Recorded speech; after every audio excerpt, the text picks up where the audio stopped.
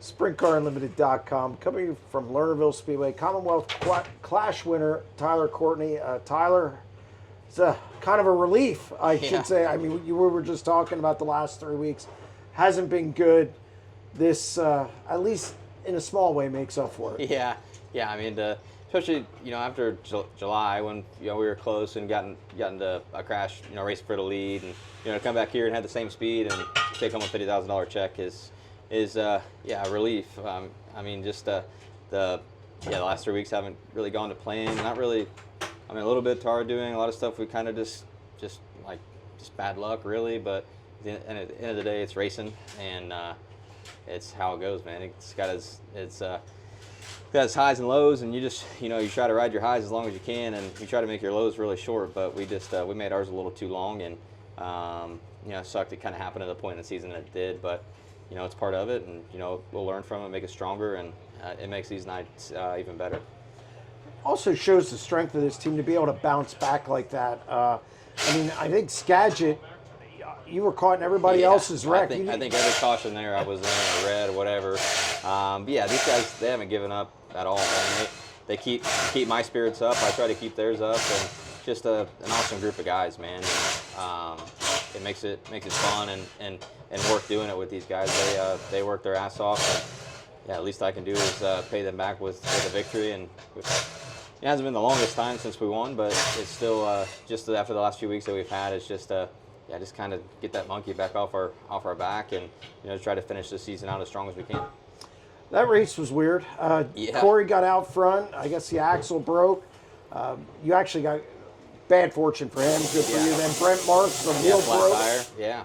And you were there, but you had to fight Cy Lynch for it. Yeah, I was talking to Cy earlier, and I was like, man, I thought I was running the top hard, and you showed me a nose on the bottom and stuff. I'm like, man, I really got to pick it up, and so I picked it up another step. I didn't quite know how hard I could actually run the top over there.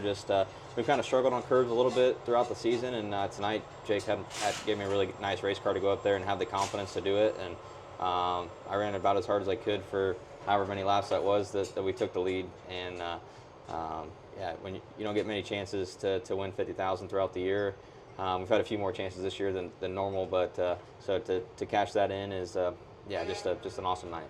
Did you ever think about going to the bottom? I'm watching and he's showing you the nose. I'm thinking, Tyler. Yeah, I did, but I just knew we were just a little bit off to run the bottom. We just weren't quite good enough to stick down there and keep the same speed that he had. And so I knew my only option was just run the top harder and harder and harder, and hopefully I don't blow it off the edge, as I've seen a lot of guys do. I've done on a video game a lot of times, and it's a long way down over there. And just try to run as hard as I could and as the best I could for as many laps, and it worked out.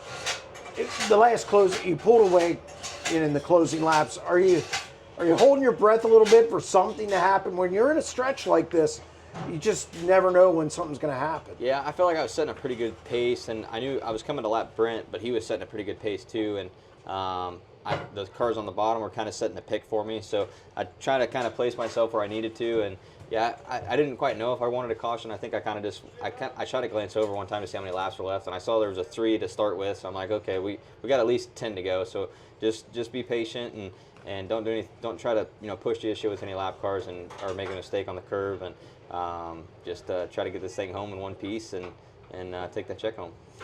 Got to feel good going into the rest of the season. You've had a lot of bad luck. Maybe that's gone now. Yeah, I hope so. $50,000 in your pocket, big payday.